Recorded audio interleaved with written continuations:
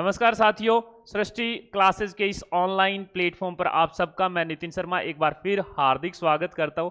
आज का जो वीडियो है, अगर यहां पर भाई साहब आए हुए हैं तो वीडियो शायद आप बंद कर सकते हैं। इसकी वजह ये है क्योंकि आज के जो वीडियो का हमारा मोटिव है वो है हमारे राजस्थान में तो अभी 202 वैकेंसी महिला पर्यवेक्षक को लेकर आई है। उसके बारे में हम संपूर्ण जानकारी आज इस वीडियो के माध्यम से प्राप्त करने वाले हैं। अब ये भाई साहब अगर आप कट करके जा रहे हैं तो आप मत जाओ, मैं पहले आपको बता दूं, आप रुको, थोड़ा ठहरो। वो मुंबई भाऊ वाला नहीं सुना, बोले रुको जरा ठहरो। इसके पीछे की एक वजह ये है कि हो सकता है आपकी छोटी बहन या आपके परिवार में कोई भी, आपके दूर दराज में कोई रिश्तेदार में कोई एक औरत ऐसी हो जिनका बीए पूरा है, 12वीं पूरा है और वो सारी योग्यताएं संपूर्ण तरीके से पूरा करके और ये फॉर्म भर पाए। तो महिला पर्यवेक्षक की आज इस बारे में हम पूरी डिटेल से जानकारी देखते हैं। और आज का जो हमारा मोटिव रहेगा वो ये रहेगा दोस्तों कि सिलेबस में क्या कुछ आएगा, कितने मार्क्स का पेपर रहने वाला है, प्रश्न कितने पूछे जाएंगे, कौन कौन से हिस्से से कौन कौन से सवाल पूछे जाएंगे। और भाई साहब मैं आपको कह दूं, ये आपके जीवन का यूं समझ लो सबसे सुनहरा अवसर है, क्योंकि राजस्थान सरकार ने अपना खुलजा सिम सिम वाला जो पिटारा है वो खोल दिया है। क्योंकि मैंने लास्ट वीडियो में और लेक्चर में मैंने ये बताया था कि साहब जो 9 भर्तियां हैं, अभी हम इसके बारे में चर्चा करेंगे, पहले थोड़ा सा हमारे माननीय मुख्यमंत्री के बारे में बात कर लें। तो 9 वैकेंसीज जो हैं वो उन्होंने सीईटी ग्रेजुएशन के माध्यम से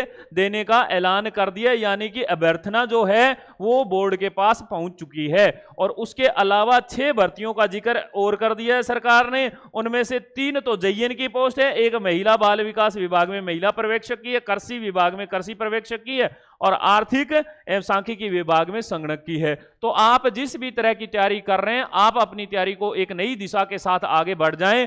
एक चीज याद रखना दोस्तों, आपको लगता होगा सिलेबस जारी नहीं हुआ, हम क्यों पढ़ें, सिलेबस जारी होने के बाद पढ़ेंगे, ये वो फलान ढिमका। इतिहास, भूगोल और दोस्तों मैं इसके अलावा बता दूं राज व्यवस्था, 3 ऐसे पार्ट होते हैं जो कभी नहीं चेंज होने वाले। रह गई बात मैथ, कभी चेंज हुई है? मैंने तो कभी सुना नहीं 2 + 2 कभी 5 हुए हैं, ये तो हमेशा 4 ही रहे हैं। तो दोस्तों मैथ रीजनिंग भी वैसी ही रहने वाली है। तो आप लोग हमारे इस सृष्टि परिवार का अगर अभी तक हिस्सा नहीं बने हो तो लाल वाला बटन दबा के बन जाओ। और इस पे हमारे रेगुलर वीडियोज आ रहे हैं, मैथ के आ रहे हैं, रीजनिंग के आ रहे हैं, आपको भूगोल की एक बहुत लंबी सीरीज मिलेगी। आपको दोस्तों दिल खुश हो जाएगा, जितना आप पैसा दे के लोगों के ऐप पे जाके खरीदते हो उससे अच्छा कंटेंट हमारे इस प्लेटफॉर्म पे है। अब हम देरी ना करते हुए इस बात पे बढ़ते हैं। अगर आप कल के अखबार में देखोगे तो दोस्तों इसमें आपको एक चीज नजर आएगी, भाइयों के लिए एक चीज है, महिला बाल विकास विभाग में महिला पर्यवेक्षक की 202 भर्तियां। अब सवाल ये उठ रहा होगा कि इसमें योग्यता क्या चाहिए होगी, और सबसे बड़ा सवाल ये रहता है कि पेपर किस तरह का आएगा। तो मैं आपको बता दूं दोस्तों, पेपर के बारे में थोड़ी सी जानकारी दे देता हूं, मैंने टाइम ना खराब हो इसीलिए मैंने पहले ही लिख के रखा हुआ है थोड़ा सा। अब मैं आपको बताता हूं इसके बारे में क्या जानकारी है। सबसे पहले मैं आपको बताऊंगा दोस्तों, इसमें जो है टोटल 8 तरह के सब्जेक्ट के बारे में पूछा जाएगा। टॉपिक्स 8 तरह के होंगे। आप कहोगे मास्टर जी ठीक है, होंगे कौन कौन से? दोस्तों इसमें इतिहास पूछा जाएगा। आप कहोगे इतिहास में भी बता दो हमें कौन सा पूछा जाएगा, तो इसमें 3 तरह के इतिहास का जिक्र किया हुआ है दोस्तों। एक तो पूछेगा वो विश्व का, दूसरा पूछेगा वो भारत का और तीसरा पूछेगा वो राजस्थान का।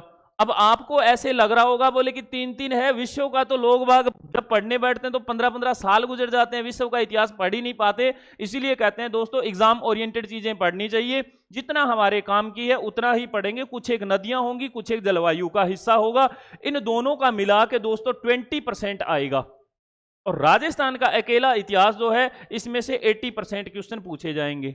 आपने कहा ठीक है, पर अगर राजस्थान के इतिहास में घुसेंगे तो सर आप तो 3-3 चीजें बता देते हो, एक तो प्राचीनतम इतिहास होता है, एक मध्यकालीन होता है, फिर आप कहते हो एक मॉडर्न जिसकी आधुनिक इतिहास की बात करते हैं। ठीक फरमा रहे हैं आप। मैं आपको यहां पे थोड़ी सी जानकारी और बता दूं, मैंने 3 इतिहास का जिक्र किया, प्राचीन का किया, मैंने मध्यकालीन का किया और मैंने आधुनिक का किया। तो दोस्तों ये जो प्राचीन इतिहास है इसमें पाषाण और ये वो फलान ढिमका नहीं पढ़ना है हमें। कौन बप्पा रावल कितने जोटे खाए, उसने कितने बकरे खाए, कोई लेना देना नहीं है, हमें हमारा सवाल चाहिए, ठीक होना चाहिए। काहे को बप्पा रावल पे पीएचडी बाद में कर लेंगे हम, मध्यकालीन में शायद वो था, तो हम क्यों पढ़े ये चीजें। मैं आपको बताता हूं राजवंश में से क्वेश्चन आता ही नहीं है दोस्तों। एक जमाना था 2008 तक आरपीएससी के राजवंश फेवरेट हुआ करते थे कि भैया कौन से ने कौन सा स्वर्ण काल रहा, किसका नहीं रहा, उसने क्या बनवा दिया क्या नहीं बनवा दिया।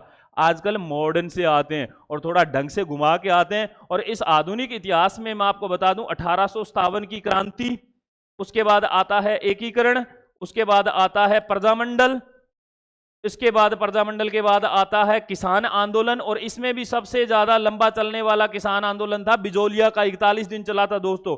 और इसके साथ साथ हमारे एक दो टॉपिक और है, जैसे जनजाति आंदोलन हो गए, और इसके बाद आते हैं प्रमुख व्यक्तित्व व महिलाएं। ये सारा आधुनिक इतिहास का पार्ट है दोस्तों, और इस आधुनिक इतिहास के इतने टॉपिक बता रहा हूं, रट लेना। अब इस इतिहास में से प्रश्न कितने पूछे जाएंगे दोस्तों? 15 प्रश्न पूछे जाएंगे, 2 मार्क्स का एक रहेगा, और ये कितने का हो गया तो मैं आपको बता दूं, ये टोटल 30 नंबर बनते हैं। तो अगर हम कहें मास्टर जी ये 30 के बनते हैं तो ठीक है, बाकी का बचा हुआ, बाकी का देखो कला एवं संस्कृति, ये राजस्थान की आएगी, गुणा 2 कर दो तो भाई साहब ये बनते हैं 50। अगर हम बात करें विज्ञान की, विज्ञान के वही 3 पार्ट होते हैं, कौन कौन से? जीव विज्ञान, भौतिक विज्ञान और रसायन विज्ञान। दोस्तों एक वक्त था जब ऐसे क्वेश्चन पूछे जाते थे, कोशिका की खोज किसने की, और आज भी हम ऐसे ही क्वेश्चन पढ़ते हैं। और हमारे विज्ञान वाले जब कंपटीशन एग्जाम की तैयारी करते हैं तो मास्टर जी आते हैं, आते ही कहते हैं लिखो बच्चों कोशिका, ठीक है कोशिका पार्ट है, उसके बाद वो ऊतक बनाता होगा, फिर वो बॉडी तंत्र बनाता होगा। पर दोस्तों आजकल के जो सवाल हैं वो आते हैं उपग्रह से, अंतरिक्ष से, जो कहते हैं ना विज्ञान और तकनीकी, साइंस एंड टेक्नोलॉजी, सूचना एवं संचार प्रौद्योगिकी से, अपमार्जक से, जो दैनिक जीवन की विज्ञान है, विद्युत धारा से, इनसे सवाल पूछे जाते हैं। तब एग्जाम ओरिएंटेड चीजें सामने आती है। हम रटे पड़े हैं पाचन तंत्र में, अरे पाचन तंत्र करके हमें एमबीबीएस थोड़े न करना है, वहां से सवाल कम पूछे जाते हैं। कोई एक दो अगर हम कहें तो स्रावित होने वाले हार्मोन पे, या हम कह सकते हैं कि एक रोग का टॉपिक आता है, मानव जनित रोग या मानव रोग कहते हैं जिनको, वहां से फिर कभी साइंस की जब सीरीज स्टार्ट करेंगे तो इस पे खूब सारी चर्चा करेंगे। रह गई बात राज व्यवस्था की तो और अर्थव्यवस्था की। दोस्तों अर्थव्यवस्था को पढ़ने वाले तो 47 से पहले से ही पढ़ते आए हैं। हमारे मास्टर जी अभी एक लेक्चर ले रहे थे तो मैंने सुना उनसे कि भैया जो इतिहास का सबसे प्रमुख ग्रंथ रहा वो कौटिल्य के द्वारा लिखा गया अर्थशास्त्री था। वहां पे उस रजवाड़े खानदान में क्या हुआ तो वहां से पढ़ना थोड़े स्टार्ट करेंगे। हमें तो अर्थव्यवस्था चाहिए। अगर 2023 में एग्जाम हो रहा है तो 2022 से संबंधित आरबीआई का कौन सा वो अधिकारी बदल गया है, इनके सचिव बदल गए हैं, और कितना जीडीपी घट गया, कितना घट जा रहा है नीचे। और उसके बाद हम कह रहे हैं राजस्थान का जो घरेलू सकल उत्पाद होता है उसके बारे में पता कर लियो। यही सारी चीजें अर्थशास्त्र में आती है। राज व्यवस्था में क्या होता है, आप संविधान को अच्छे से निचोड़ लो 395 अनुच्छेद तक, उसके बाहर कुछ नहीं है। यही संविधान है। प्रस्तावना, मौलिक अधिकार, मूल कर्तव्य, उसके बाद हमारे आते हैं राज्य के नीति निर्देशक तत्व। ये चार तो बहुत इंपॉर्टेंट है। राष्ट्रपति और प्रधानमंत्री सबसे अच्छा होता है।